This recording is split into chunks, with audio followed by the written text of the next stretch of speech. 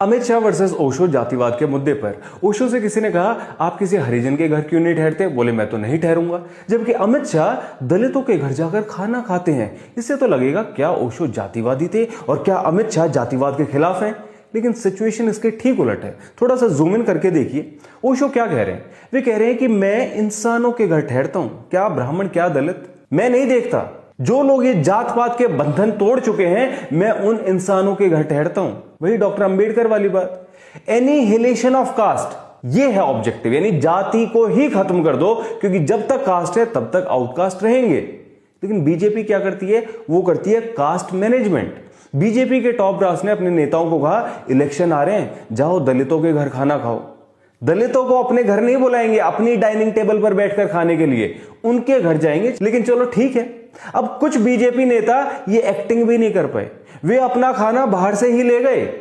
और जिन्होंने खाया भी, वे क्या जातिवाद के खिलाफ है? नहीं। बीजेपी की नेता है रेखा गुप्ता, अश्विनी वैष्णव कैबिनेट मिनिस्टर हैं, अभी सम्राट चौधरी भी ब्राह्मण श्रेष्ठ थे और आज भी ब्राह्मण श्रेष्ठ। बार बार ये लोग ब्राह्मणिकल सुपीरियोरिटी को एंडोर्स करते हैं, यानी कि ब्राह्मण सबसे श्रेष्ठ हैं। इस विचार पर ठप्पा लगाते हैं। राम भद्राचार्य, उसने क्या कहा? मेरा तो अगला जन्म भी हो ब्राह्मण कुल में हो। तो मुझे आंख कभी नहीं चाहिए और मोक्ष भी नहीं चाहिए, बार बार भारत में जन्म चाहिए, वशिष्ठ वंश ब्राह्मण कुल में जन्म चाहिए। और साथ में कौन बैठे थे? पीएम मोदी बैठे हैं, इधर उधर देख रहे हैं। बाबा साहेब ने तो जलाई थी ना मनुस्मृति, लेकिन ये राम भद्राचार्य मनुस्मृति को एंडोर्स करता है, कहता है कि ये तो भारत का पहला संविधान है। और पीएम मोदी राम भद्राचार्य को गले लगाते हैं। और पीएम मोदी अपना छोटा भाई बताते हैं धीरेंद्र शास्त्री को, जिसने पॉडकास्ट में खुलकर कहा, मैं जात पात खत्म करने के पक्ष में नहीं हूं।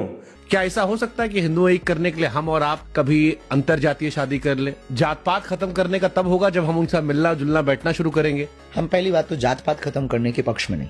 अब भी आपको नहीं दिख रहा क्या कि इनको जातिवाद खत्म नहीं करना है, इनको कास्ट मैनेजमेंट करनी है ताकि कास्टिज्म को बचाए रखा जा सके।